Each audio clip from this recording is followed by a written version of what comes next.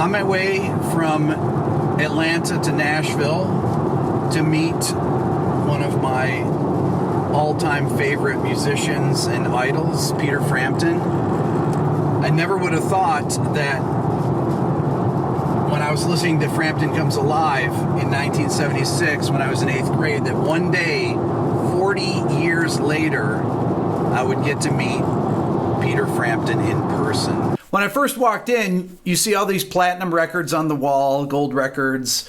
You see pictures of him with other famous people that he played with. You see all this memorabilia from his career. I get introduced to Peter. He's incredibly gracious. I start talking to him about his guitar. He's sitting down with his guitar in the control room. All the time thinking, I have so many questions to ask him, but I don't even know where to begin. So I decided I'm just going to wing it. So here's our interview. Hey everybody, I'm incredibly honored to be with Mr. Peter Frampton here, who is one of my all-time biggest influences, idols. I can't even begin to tell you. I told Peter when I arrived here just how much his music means to me and has meant to me in my development as a musician. Peter, thank you so much for doing this. I'm honored that you've analyzed me. What Peter's referring to is this video I did earlier this year that I called The Art of Soloing, where I featured his guitar playing. As a matter of fact, he actually told me that his son had shown him the video. I didn't know at first what you were doing. I just know that it sounded great to my ear. I never really thought about it. I mean, I learnt by ear, and then when I was about 12, my parents said, this is getting serious, you better learn. Better go to guitar lessons. So I went to classical lessons for about, 3 or 4 years. Okay. Hated every moment of it. Okay. But I realized afterwards that it showed me positions and, and what note goes where, and stuff like that. So I knew what applied to the paper as opposed to what's on the neck. Not that I'm a fast reader or anything, but I do read music. So, but never really used it in my career. It's always been, if I need to show someone something, I'll play for them, and then we do it. When I was starting guitar, which was right around 1975, 76, Frampton Comes Alive came out, and that was the record. That was not, it was a record for the whole, everywhere, all over the world. But for guitar players, everyone I knew was just, oh my God, have you heard the Peter Frampton's new record? Now, I knew you from Humble Pie, and I knew your earlier records, but the live record was just so much, the versions of the songs were so different. Mm-hmm. For example, Lines of My Face, from Frampton's Camel to then, just had developed into this completely different song. Tell me about that. Well, in those days, it was very difficult to incorporate acoustic guitars into a live set because monitors were almost non-existent, for an opening band. Yeah. I basically learned everything electrically, with it being just, drums, bass, keyboards, and guitar. And we had to do them that way, And so that's how it ended up. Instead of the acoustic beginning to Lines on My Face, it turned into electric, And I like both versions. I like it both ways, but I can't imagine playing it any differently than I do on stage, and I can't imagine not playing it in a specific show, even though I've been doing it so long, because it's Lines on My Face kind of takes everyone's angst, whether it be the audience or the band, the nerves, and it just puts you in a zone, when you play that song. And it's always been the third number, and it always sets up the rest of the show. Sets the tone. Yeah. When you have these chords that are out of place or that come from different keys, like G minor, what does your ear tell you when you're playing over that? That I better find the right note to go over this G minor now, right. So, and that's what makes it enjoyable for me, is to have to, I like being on the edge. I never play the same thing twice. Never. And sometimes it's good and sometimes it's bad. But I always am on the edge and trying to search for something I haven't played before, even though it's, it's over that modulation or that key change, as you call it. So it's just, what my ear hears, When you were recording those songs for that record, you took them from a number of live concerts, just a few different concerts, right? Not many, though. Not many. Most of it was Winterland, San Francisco.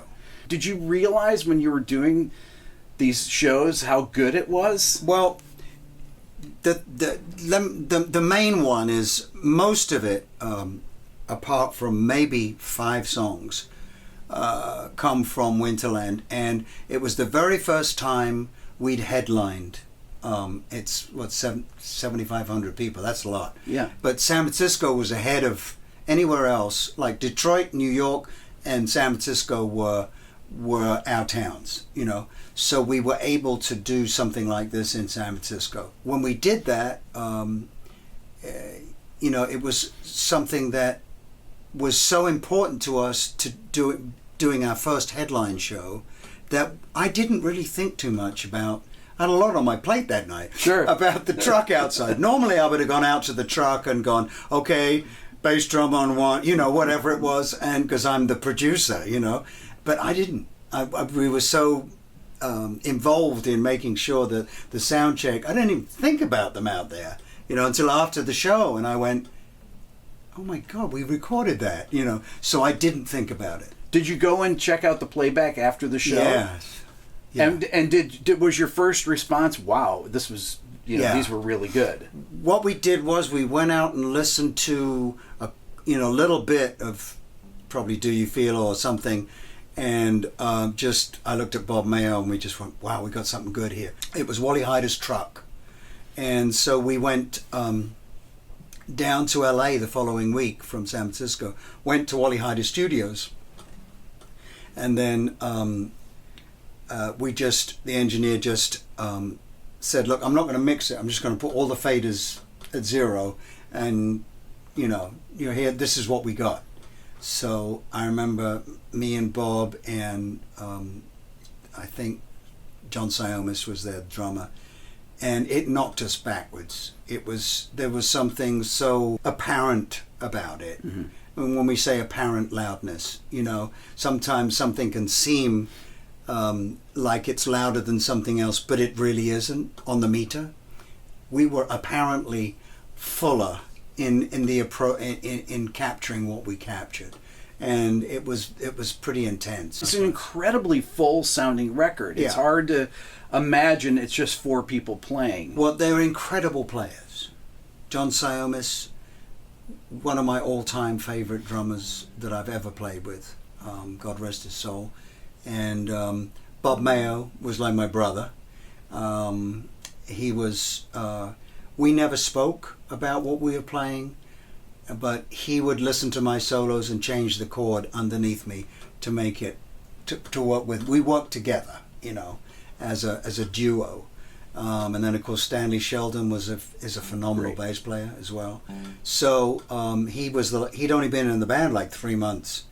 But we were hot. We'd been touring forever, so we were ready to rock. There's a few spots like in Do You Feel where in Bob's solo, for example, he's doing a little trill that you play later on in your solo. Same thing that you heard him play it, right? And you incorporated it right into your solo before that. It was a communication thing that we didn't even. That's what I was saying. We didn't even talk about that. It always just happened, And it's the same with my band now. I've been just the way I choose players and things like that. I mean, you're usually with me for a long time because I go after people that are phenomenally good. My band now is incredible. And we just did 71 shows this year, and then we took 9 days off. We came in here and in 2 weeks we did a complete blues album live. So live singing, live guitar playing, exactly like the live record, but in the studio.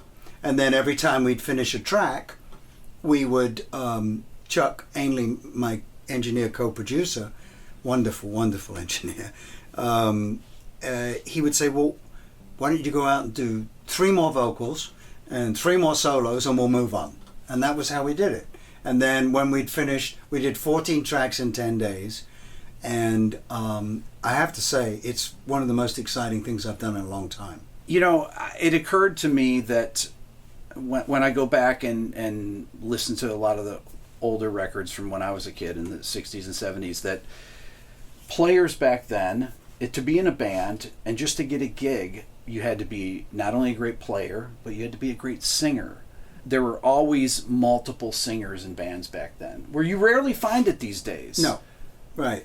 Can you talk a little bit about that? Well, Humble Pie was formed because, well, obviously I was had become a lead singer in the Herd, and Steve was the lead singer in the Small Faces. Mm-hmm. Greg Ridley had a great voice from Spooky Tooth. Yeah. So we wanted to make it a very democratic band, even though Steve was really the front guy and the communicator. But Steve wanted it to be a band, you know, and so we would split the vocals up, you know, in a lot of the songs, you know, a lot of the blues songs and rock songs or whatever. So Greg would sing the first verse, I'd sing the second verse, we'd join each other for the chorus, and then Steve would blow it out with the third verse, you know, and kill us all. And with that incredible talent that he had, you know, so we're all just thrilled that we had a chance to be behind him. Because of things like Pro Tools now and the ability to fix things, you find people that never would have been in a band. Well, I guess so, yeah. I mean, you can fix just about anything, but there's a line, I think, that if you have to tune every note, you know, I mean, it's like that. Have you ever seen that YouTube thing when the woman's out in the control room? Oh, yeah. The engineers are working, they're sweating, and it just sounds fantastic. And then the camera goes into the studio room, she's going, you know, it's horrible. And then at the end, they give each other a high five because they pulled it off and they've tuned her all the way through. You know? I find that I'll use it if there's a note that's, you know, oh, it's a great solo or it's a great vocal, but there's one, the n-duh of and is just under. I'll bring it up a little bit, you know. We don't have the auto tune on from the beginning to the end. Well, you'll never hear that. But yeah, I use today's technology, but the beauty of today is that you can do 1,000 guitar solos if you want to, and then just, you know, choose bits from each, and everybody does that, you know. But usually I do about a half a dozen, and then choose the best licks out of it. How do you keep your focus when you're playing songs? Do you feel like we do on the record is 13 plus minutes? Mm-hmm. What do you think about when you're doing that? Or do you is it all instinct? I'd have to say it's all instinct, really. If I play you a lick right now and then you ask me to play it again, I can't do it because it's just it's of the moment with me. On the ending section, the whole long out chorus, it's right. D, F, C, D. In your playing, you're always describing the chords. Every time it comes back around to the D major chord, you're playing that F sharp. Right. You come back to that. You hear that difference between the F, right, F, C, and then the D, and then you always make it a point to go through that. But then you play other notes in the scale. On the D chord, you're playing these modes, and I've that video that we talked about, yes, that I did about your playing where I'm explaining what you're doing. Well, I only knew that because later on it just sounded so good to me, and I started figuring it out, and eventually from learning other solos and things, really from jazz players, I started knowing. I said, that's what Peter's doing in this. It's because when Blues Breakers album came out, and Eric Clapton's style is so seductive, you want to be Eric. But the trouble was, there was about 1.5 million people wanted to be Eric Clapton. Right. And I said, there's enough going that route.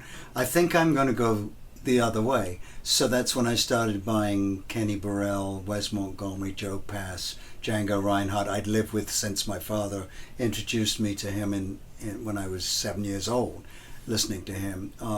You name it, George Benson when he was 16 playing with Jack McDuff. Unbelievable. 16. Yeah, unbelievable. Playing with Jack McDuff. Oh my God. Yeah.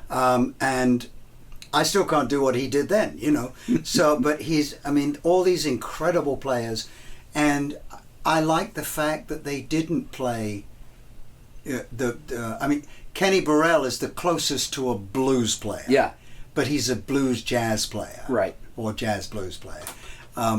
And I found that his style was, especially when playing with Jimmy Smith, was I just loved the way his sound, beautiful sound. Yeah. And his choice of notes, you know, because he's like.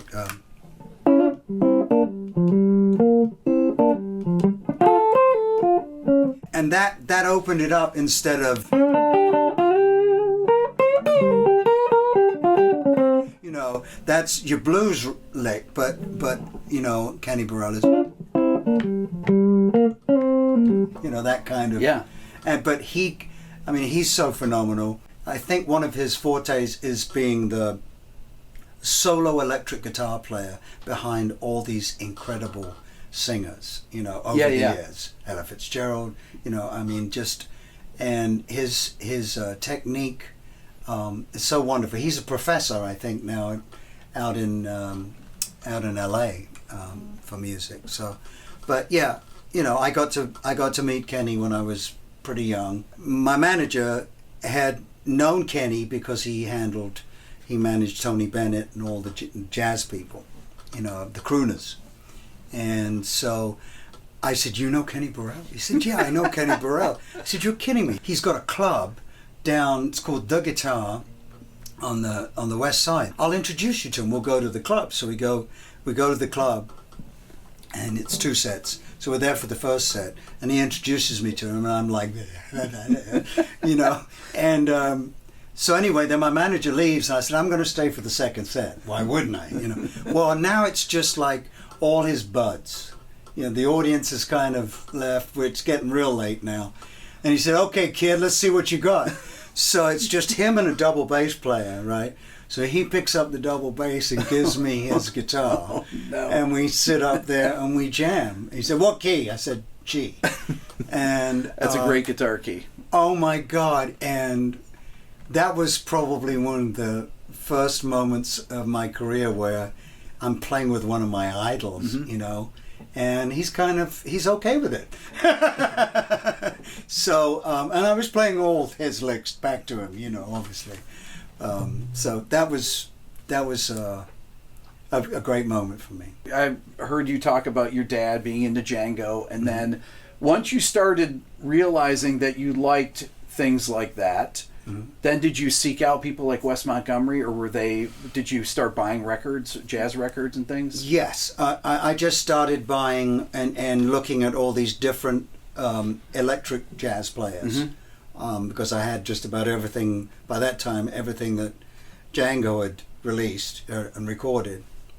And so, yeah, Wes Montgomery was one that, I mean, it's just, you think it's very simple, but it's not. No. At all. No. Because he can do a whole solo, or he could do a whole solo with chords. Yes. I can't do that yet.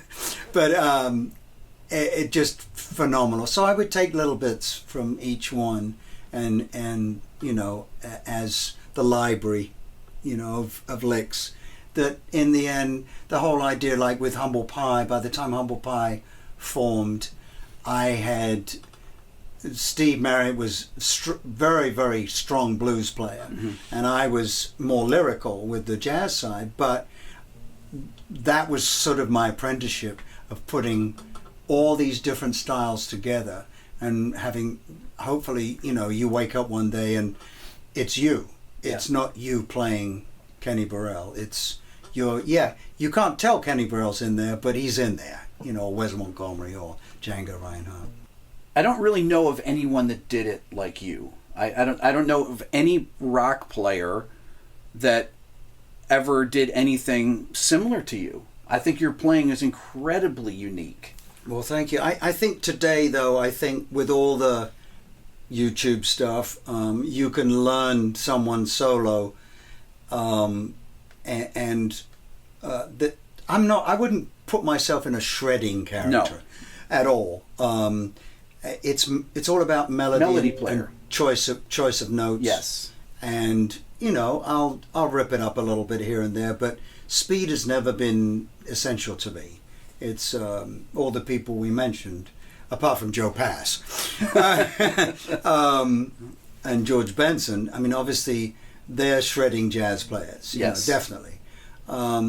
but it's mainly always been people have said that they could sing my solos, because they're so melodic, some of them, and I take that as a real compliment, because that's what I'm trying to do. How do you decide what's beautiful? Oh gosh. Do you work on a song for 6 months, or do they come right out? No, it's writing a song for me is if I've got an interesting chord sequence or a feel with a chord, and then come up with a melody search for a melody that goes over the top that will, that I like. Yeah. That's and some start off completely differently than they end up. They develop, as I'm writing them, and by the time I record them, and then by the time they're live, there's something else altogether. So it's always changing. So if you can think back to, do you feel like did you come up with the opening riff first? Yeah, that was very interesting, because that was when Frampton's Camel first got together got the band together for our very first American tour, opening for whoever, and I used to bring my reel-to-reel Revox and 2 mics, and I just record everything we did when we would jam and stuff, and so we finished this jam, and everybody in the band, because I don't know what I played, everybody in the band said, wind it back now, keep going, not there, no, before that, and then it was, there was in my solo. Okay. And they said, let's make a song out of that. So that's how it happened. So it was by accident, and just them spotting that lick that I had completely forgotten I played, and then the night before,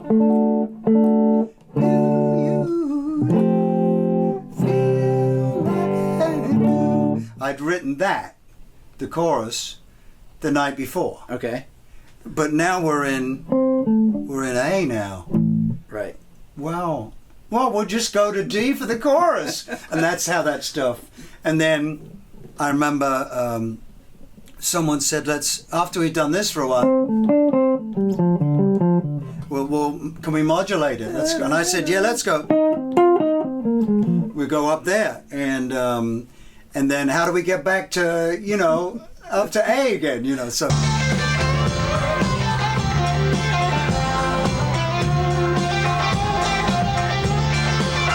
You also think, this is a great chord progression to solo over. Would you have things where you're like, I like to solo over this, and you would? No, I wouldn't know until I'd play over it. Do you know what I mean? Yeah. It's not something that I would say, this will be good. I would find out when we would do it, that this was good. What's a long time for you to write a song? Do you have songs that would sit around for a year and then you'd come back? Or how would you keep track of things? I think Something's Happening and Go to the Sun equally took, they're piano, so I plod away at the piano, I'm okay for writing, but I think that there's many more options on piano. I think it took me, I had to edit myself, because I very rarely write on keyboards, but those two were written on piano, and so those probably took, maybe a month, playing every day and finding a new bit here or whatever, whereas Show Me the Way and Baby I Love Your Way were written both in 20 minutes in the same day. So there's no rules. There's no rules to music, even though you've got your modes. I know that, but there are no rules. Whether you write the words first, whether you come up with the chords first, it doesn't matter. It's the end result. It's the song that matters in the end. If I were to say to you, Peter, what is your favorite song of all time? Of all time? Yeah, what's your favorite ballad, for example, that anyone's written? Oh, Whiter Shade of Pale. Just because it's such a perfect song. It's a perfect song. It is one of the most perfect songs. Yeah. I mean, there's loads, there's Beatles songs on it, but that one, I don't know what what it is about that song, but it's just perfect, and it's classical. Yeah, based on classical. Yeah. You know, so can you talk a little bit about this guitar? I know you've told the story. right. I played the guitar for a brief second, and the neck on it is very thin. Yes. It's thinner than any Les Paul I've ever played. Yes, it is. Those guitars were like baseball bats originally. The 54, yeah, probably. And Mark Mariana is my dear friend who gave me the guitar in 1970 from Oakland and Bay Area. And so he had, I think when he bought it, he said it was green. Someone had painted it green, and it was two P90s, yeah. The original, the two different ones, right? Yeah. So it was a Black Beauty, 54 Black Beauty, and so he took the P90s out and put two humbuckers in, and then, I mean, he didn't just stop at shaving the neck; he did it by hand. Yeah. You know, he shaved this as well to get the get the color off. It's actually smaller than a regular Les Paul because he shaved so much off.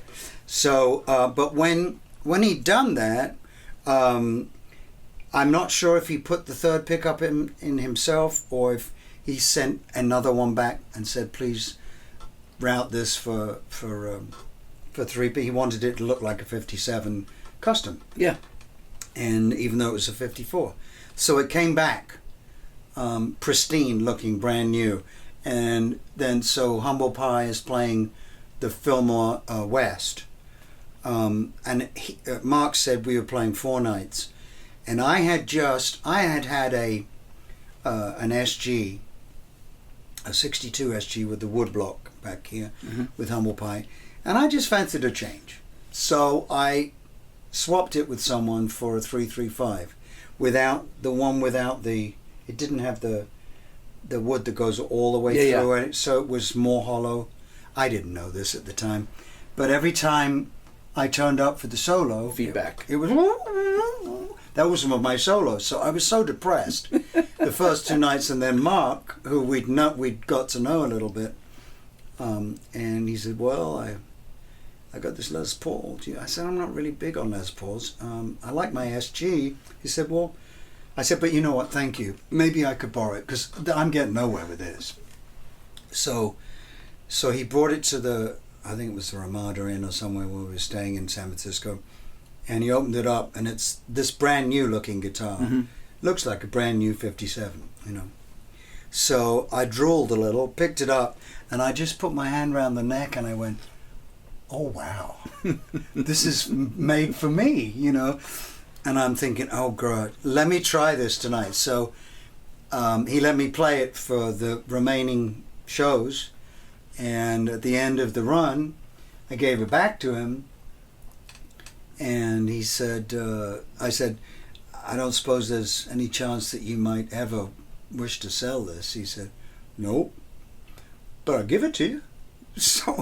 So he gave it to me, and I have given him many guitars since. And every time we come out with a new version, you know, Gibson, he always gets number 1, because if it weren't for him, you know, I would never have had it. So he's a dear friend, and I treasure his friendship, and one of those people that you could, wow, it's hard to even think about now. Can I ask you about playing live back in the 70s? About how loud did you guys play? We were pretty loud. Well, we were using, to start with, we were using little Ampegs. Okay. And that didn't last. Right. So we came to America, and we brought all Marshalls. So we each had a 100-watt Marshall. Steve already had a 100-watt. Would you play half stack or full stack? Half stack. Okay. The slant. top, the slant cabinets. And so now, because we don't have that much monitoring, or it's not that great, I need to hear a little bit more of me, you know. So I said, I think I'm going to get a 50-watt and a separate cabinet. So I got that, and then 2 weeks later, Steve had a 50 watt with an extra cabinet. So, well, whatever.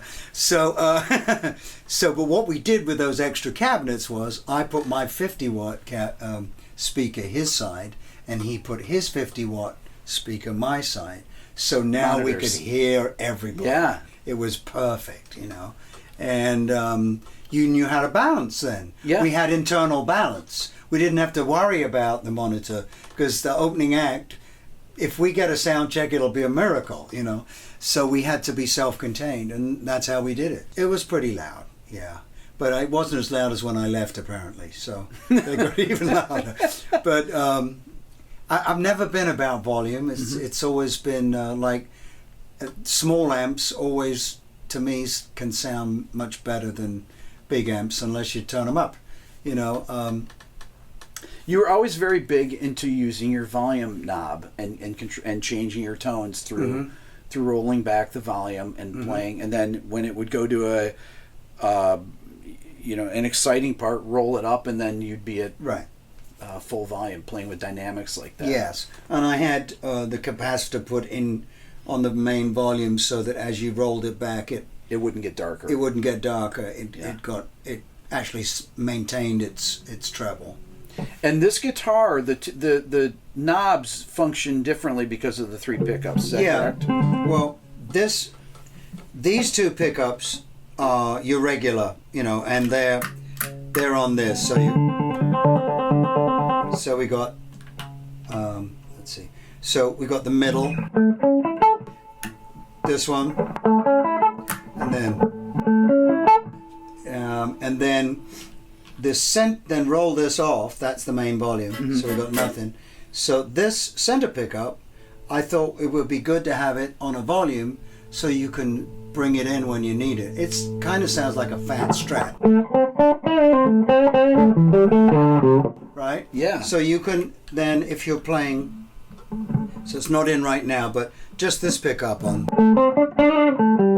and then if you bring this one in, it's got all different tones. And then if you bring it in with this one, so this is without it, and then if you, so it's all, it makes a massive difference. Yes, and it's fantastic because no other Les Paul has that sound. Yeah. And the way that the original 57 was wired, you could only ever get these 2 pickups on at once. Yeah. You could never get this on its own, so that wasn't any good for me. So was it always wired like that then? Yes. Yeah. Wow, interesting. Yeah, so I don't remember. It would have to be a phone call to Mark, but I don't remember whether he wired it that way or I did. But yeah, I kind of think he did. I wanted to ask you about some of the other effects that you played with back, because a lot of the stuff people don't really.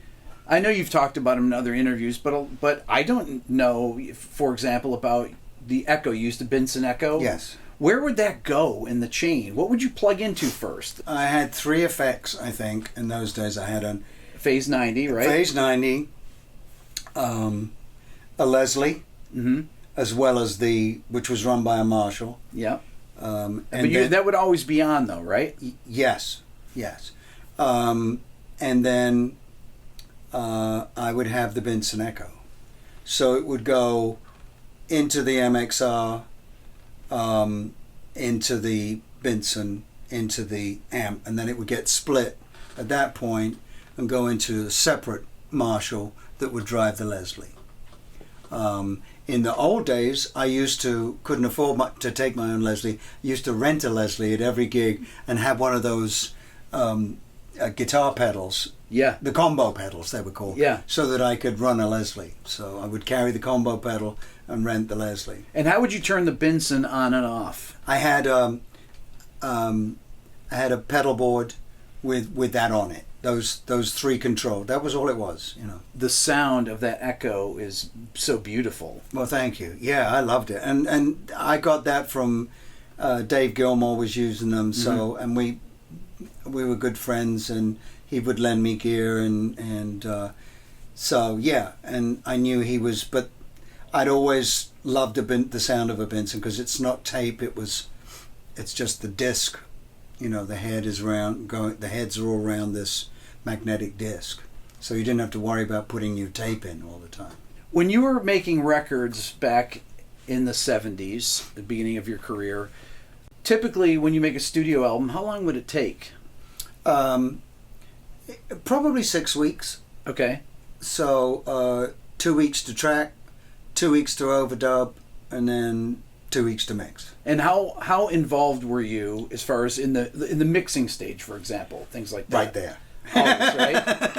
Turn that up, turn that down. Yeah. No, see, with Humble Pie, we started off using Andy Johns, engineer. Then we graduated to his older brother, Glenn Johns, at Olympic. And then we would... then the assistant to Glenn Johns was Chris Kimsey. Mm-hmm. We were on a flight back from New York to London, and we just bumped into each other and said, "Oh man, how you doing?" And so he said, "Well, I'm looking for my first project as Glenn's pushing me out. He wants me. He says I'm good enough to be an engineer now." So I said, "That's fantastic. I'm doing my first record." And Glenn wasn't that interested in doing my first record. So I said, "You want it? Should we do it together?" And he said, "Absolutely." And that was it. It was just Chris and me, basically, for the whole of Wind of Change, which is my first solo record. And I learned so much from working with Glenn and Andy and Chris. I said, my very first session, when I was 14, Glenn Johns was the engineer because we were working with Bill Wyman. It's unbelievable. With the Stones. So I kind of started at the top. Didn't realize that. Right. Until later on, Just thought he was an engineer. No, he's the engineer of the time, I noticed when I was listening to these records, for example, on the live record, the drums have a natural sound. They didn't sound like 70s bands. No. They had top and bottom heads on them, and they sounded like real drums, which is why they don't sound dated ever. Just like Zeppelin drums, things like that. When you actually use the drums where they sound good acoustically, yes, they always sound contemporary. It seemed like whenever I was doing an album, Led Zeppelin were in Olympic too. And I remember walking through, I think they were doing The Ocean, and I just heard that drum sound from Headley Grange, or whether it was the other one, the castle, where we, Clearwell Castle, I think it was Headley Grange, the mansion, and I heard that room sound on the drums, and I said, it sounded like it was backwards or something. The drums were it was like hitting the wall, and I'd never heard that before, I said, "What's that?" And the engineer went, "Can't tell you." So then I worked out what it was. It's this room sound, So John Samus was a huge Bonzo fan. So we put up room mics. Do you ever go back and listen to your old records? Not that often, no. If you come on the radio, do you listen to it? Maybe. Or maybe I'll change the channel. Because I'm so much better now.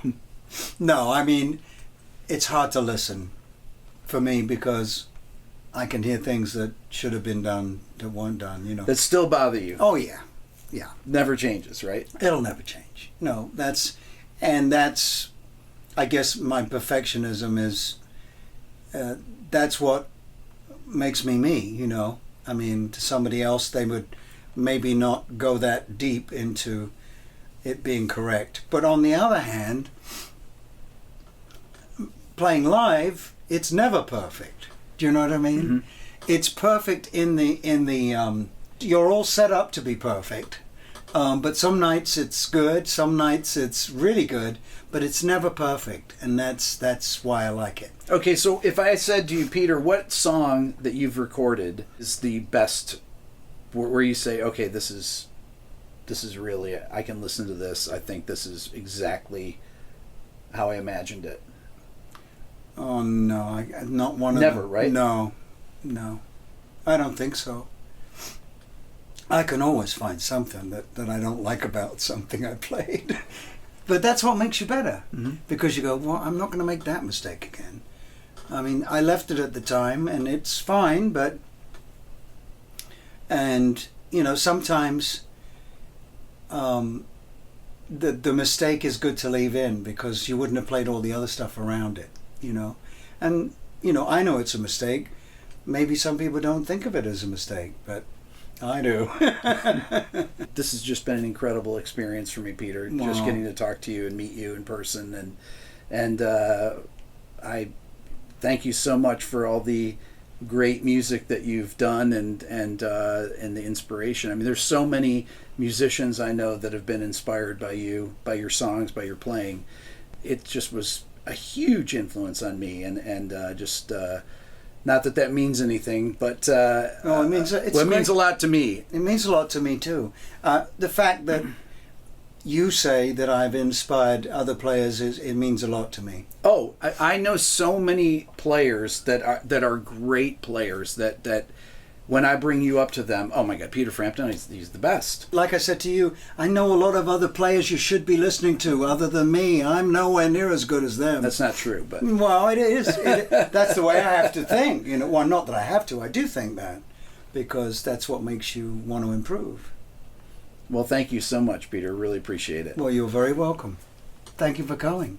I'd like to once again thank Peter for having me up to Nashville for the interview, and thank all of you Beato Club members who have really made these things possible. The trip to Germany, my trip to New York, and having the time to go up and do interviews like this one with Peter. So thanks everyone for watching.